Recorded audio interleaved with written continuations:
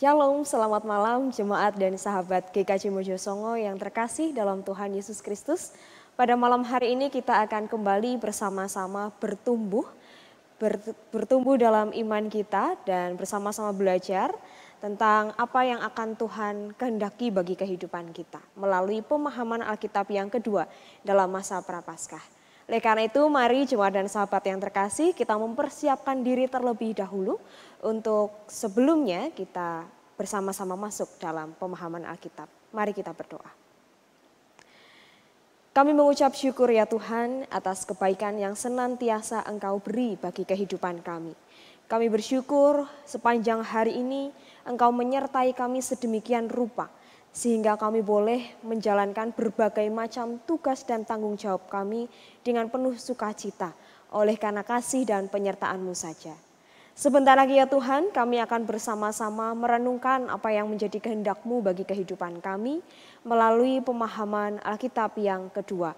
Berkati kami ya Tuhan, tolonglah kami, jadilah pandu bagi hikmat kami, karuniakanlah akal budi yang jernih, sehingga dalam pemahaman Alkitab yang kedua ini kami dapat sungguh-sungguh belajar, bertumbuh bersama dan mengetahui apa yang menjadi kehendak-Mu dalam kehidupan kami. Kami sudah siap ya Tuhan untuk mendengarkan firman-Mu. Doa ini kami naikkan di dalam nama Bapa, Putra dan Roh Kudus.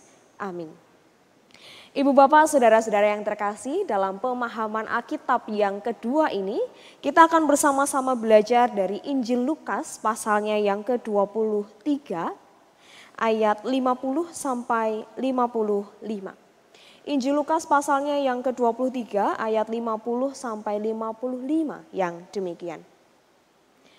Adalah seorang yang bernama Yusuf. Ia anggota majelis besar dan seorang yang baik lagi benar. Ia tidak setuju dengan putusan dan tindakan majelis itu. Ia berasal dari Arimatea, sebuah kota Yahudi, dan ia menanti-nantikan kerajaan Allah.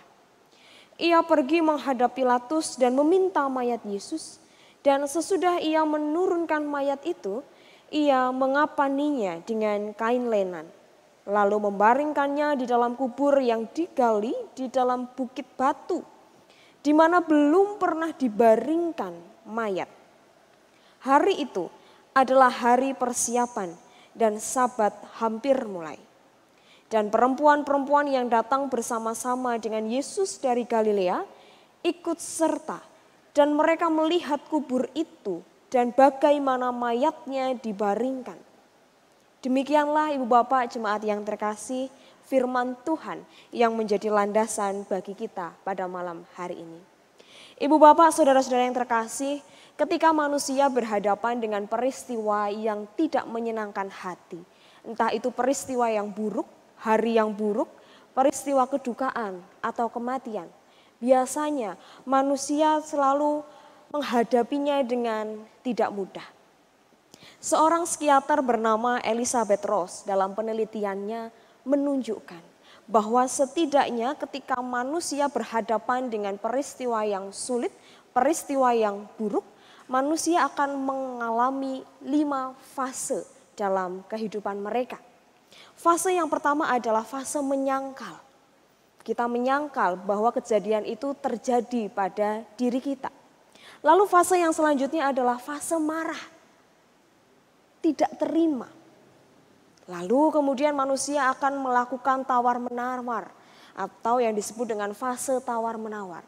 Setelah fase tawar-menawar, manusia tiba pada titik fase depresi. Lalu pada fase yang terakhir adalah fase menerima.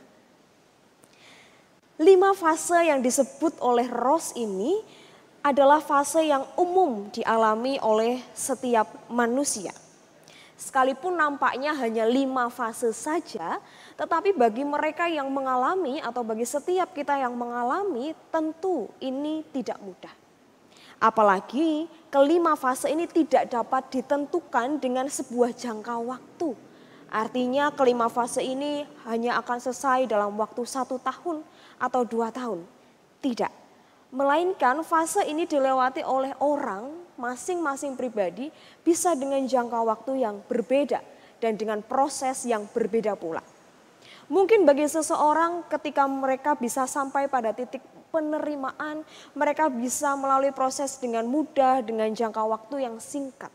Tetapi bagi orang lain bisa jadi ketika mereka harus tiba di fase penerimaan, mereka melewati fase yang panjang, proses yang tidak mudah dan jangka waktu yang panjang. Nah, peristiwa seperti ini, fase-fase yang dihadapi oleh manusia ketika mengalami peristiwa yang buruk, menandai bahwa manusia tidak siap dengan hal-hal yang demikian. Nah, Ibu Bapak, saudara-saudara yang terkasih, tema pemahaman Alkitab pada hari ini adalah berani menerima kematian. Tentu sebuah tema yang menantang bagi kita. Bagaimana tidak ketika kematian itu dihadapi, kita alami, tentu adalah sebuah peristiwa yang tidak mudah. Tetapi hari ini dalam PA Prapaskah yang kedua kita akan bersama-sama belajar tentang bagaimana berani menerima kematian. Dan kita akan belajar dari seorang sosok, seorang tokoh yaitu Yusuf Arimatea. Ibu bapak saudara-saudara yang terkasih, dalam Injil Lukas pasalnya yang ke-23 ayat 50 sampai 55 ini. Kita bertemu dengan sesosok pribadi yang bernama Yusuf. Diceritakan dia berasal dari sebuah kota yang bernama Arimatea. Ia adalah seorang anggota majelis besar dan seorang yang baik dan seorang yang bijak, disebutkan dalam Injil Lukas. Nah, ketika Yesus harus menghadapi proses peradilan pada waktu itu, Yusuf adalah orang yang tidak setuju akan keputusan tersebut. Dalam Injil Matius pasal 27 ayat yang ke-57, Yusuf Arimatea ini juga disebut sebagai salah satu murid Yesus yang paling kaya. Bahkan titik keberaniannya, titik kesungguhan hatinya ketika ia mengikuti Yesus adalah ketika Yusuf menghadap kepada Pilatus untuk meminta mayat Yesus agar dapat ia kuburkan. Oleh karena posisi Yusuf yang pada saat itu adalah sebagai Sanhedrin atau majelis besar dalam kehidupan agami orang Yahudi, maka Yusuf mendapatkan izin yang mudah. Dan kita tahu bahwa Yusuf sudah menyiapkan sebuah makam yang baru yang belum pernah ditempati oleh siapapun. Dan itu Yusuf sudah sediakan untuk gurunya, yaitu Yesus Kristus. Tidak sampai di situ. Kesetiaan Yusuf dalam mengikut Yesus nampak dalam tindakannya ketika membersihkan dan memperlakukan jenazah Yesus. Disebutkan bahwa Yusuf melakukan perawatan-perawatan khusus dengan cara memberikan rempah-rempah, kemudian dikafani dan diberi tempat yang paling layak bagi gurunya yaitu Yesus. Dalam proses penguburan Yesus itu kita tahu bahwa Yusuf tidak sendirian. Ia bersama dengan perempuan-perempuan yang mengikuti proses ketika Yesus harus diadili. Ibu bapak saudara-saudara yang terkasih, Yusuf adalah contoh dari bagaimana seseorang dapat tabah menghadapi peristiwa kematian. Sekalipun secara hubungan darah kita tidak dapat dengan pasti menemui hubungan antara Yusuf dan Yesus, tetapi hati Yusuf tertaut begitu erat dengan Yesus. Dan akhirnya kita mengetahui betapa Yusuf dapat menerima peristiwa kematian tersebut dengan begitu indah. Ibu bapak saudara-saudara yang terkasih dalam Tuhan Yesus Kristus, meminta, mengambil dan merawat jenazah Yesus yang pada saat itu harus mengalami peristiwa yang panjang dan sedemikian rupa adalah peristiwa yang tidak mudah. Tidak sembarang orang berani menghadap kepada Pilatus. Tidak sembarang orang dapat meminta izin kepada pemerintah pada saat itu untuk mengambil jenazah Yesus dan merawatnya. Namun itulah yang akhirnya mendorong diri Yusuf untuk berani bertindak dan bersikap atas bentuk cinta kasihnya kepada Yesus. Yusuf memperjuangkan jenazah Yesus untuk dapat ia rawat sedemikian rupa. Dan Yusuf dengan berani mempertaruhkan dirinya untuk merawat dan mengalami segala sesuatu dan menjalani segala sesuatu proses yang berhadapan dengan Pilatus. Ibu, bapak, saudara-saudari yang terkasih dalam Tuhan Yesus Kristus, kira-kira apa yang mendorong Yusuf melakukan tindakan tersebut? Yang pertama, kita tahu bahwa Yusuf adalah salah satu murid Yesus. Sebagai seseorang yang kenal dekat, sebagai seorang murid yang mengasihi gurunya, Yusuf tahu betul apa yang harus ia lakukan bagi gurunya. Sekalipun tentu berat bagi Yusuf untuk melepas Yesus di dalam sebuah kubur. Kemudian ia harus terpisah pelayanannya, tidak dapat bertemu muka dengan muka lagi dengan Yesus. Tetapi di detik-detik terakhir ketika jenazah Yesus harus dia rawat, Yusuf memberi dirinya dengan total sebagai tanda kesetiaannya kepada Yesus. Dan apa yang dilakukan oleh Yusuf ini adalah sebuah penghormatan dan penghargaan bagi gurunya. Lalu yang kedua, selain sebagai seorang murid Yesus, Yusuf ini juga adalah seorang anggota majelis besar dalam organisasi atau agama Yahudi pada waktu itu. Kedudukannya, kalau kita tahu, ada begitu banyak orang yang membuat atau melakukan sesuatu yang di luar yang seharusnya ia lakukan oleh karena kekuasaannya. Tetapi tidak dengan Yusuf. Yusuf sungguh-sungguh menggunakan kekuasaannya, privilege-nya, hak istimewanya untuk melakukan hal yang benar. Dan terlebih-lebih untuk memuliakan nama Allah.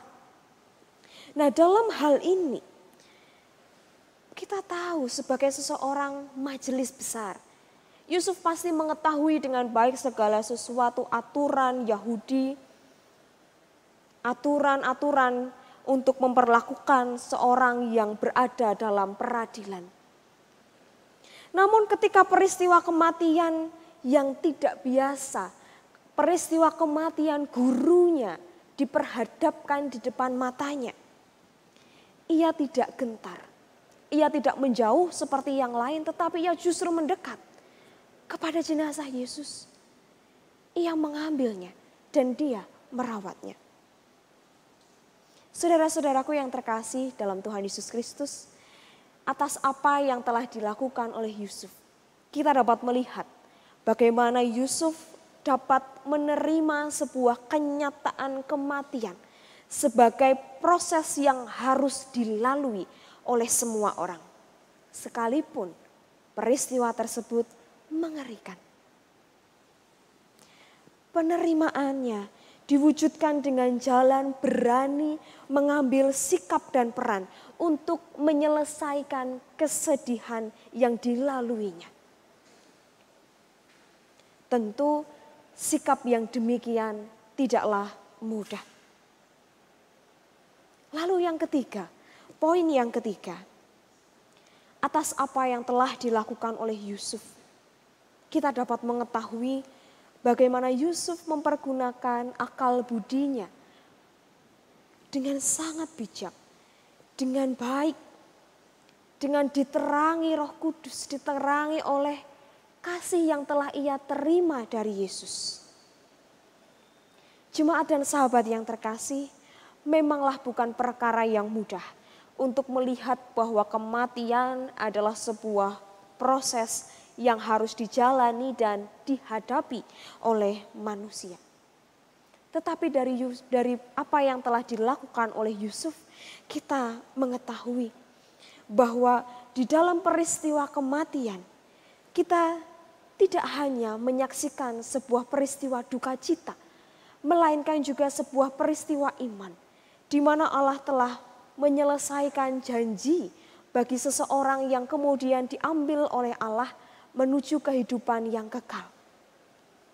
Di balik peristiwa kematian, tidak hanya sebuah keprihatinan yang muncul, tetapi di dalamnya juga ada sebuah pengharapan yang terus-menerus diminta oleh Tuhan bagi kita untuk dapat dirawat. Ibu bapak, saudara-saudara yang terkasih dalam Tuhan Yesus Kristus, demikian pula dengan peristiwa kematian Yesus yang sebentar lagi akan kita sambut dalam peristiwa Paskah. Kita tahu bahwa apa yang dialami oleh Yesus adalah apa yang telah ditetapkan dari Allah baginya melalui sebuah peristiwa kematian. Dan namun kematian yang dialami oleh Yesus bukanlah kematian yang menimbulkan duka cita yang begitu lama. Melainkan kematian yang dialami oleh Yesus adalah sebuah pintu pertama untuk manusia menerima kebahagiaan yang kekal, menerima sukacita yang kekal dalam peristiwa keselamatan Allah. Saudara-saudara yang terkasih, saya dan saudara adalah orang yang telah dipilih untuk menerima keselamatan tersebut. Maka berbahagialah kita atas apa yang telah dilakukan oleh Yesus yang sungguh setia menjalani kehendak Bapanya. Dan kini tugas bagi kita adalah bagaimana kita menjalani kehidupan ini sambil terus mengingat atas pengorbanan yang Yesus lakukan bagi kita. Selamat menghayati masa Prapaskah, selamat mengingat pengorbanan Yesus dalam kehidupan kita setiap hari. Tuhan menuntun kita. Mari kita berdoa. Kami mengucap syukur ya Tuhan atas sabda yang telah Engkau berikan bagi kami. Sungguh ya Tuhan, kami diingatkan sekalipun kehidupan kami tidak dapat lepas dari hal-hal yang tidak dapat kami lalui, hal-hal yang tidak dapat kami kendalikan, tidak dapat kami atasi. Baik itu hari-hari buruk ataupun kematian, peristiwa duka, dan hal-hal lain yang membuat hati kami sedih. Tetapi hari ini kami dihiburkan. Kami mengetahui ya Tuhan bahwa kematian-Mu, bahwa apa yang telah Engkau lakukan bagi kami sungguh membawa kami ke dalam sebuah sukacita yang sejati dan sebuah kehidupan yang baru. Ajari kami ya Tuhan untuk terus-menerus mengingat segala pengorbanan-Mu, penderitaan-Mu, karya keselamatan-Mu, sehingga kami dapat sungguh-sungguh menjalani kehidupan pemberian-Mu ini dengan terus mengingat kebaikan-Mu. Ya Tuhan, karuniakanlah kepada kami akal budi yang jernih, hati yang lapang, sehingga kami dapat dengan teguh, dapat dengan setia, dan siap menerima setiap kemungkinan-kemungkinan yang terjadi dalam kehidupan kami. Terima kasih ya Tuhan, terima kasih. Kami menyerahkan kehidupan kami seutuhnya ke dalam tangan kasih-Mu. Doa ini kami naikkan di dalam nama Bapa, Putra dan Roh Kudus. Amin. Demikianlah Ibu Bapak, saudara-saudara yang terkasih, pemahaman Alkitab yang kedua dalam rangka masa Prapaskah kiranya dapat meneguhkan hati kita. Tuhan memberkati.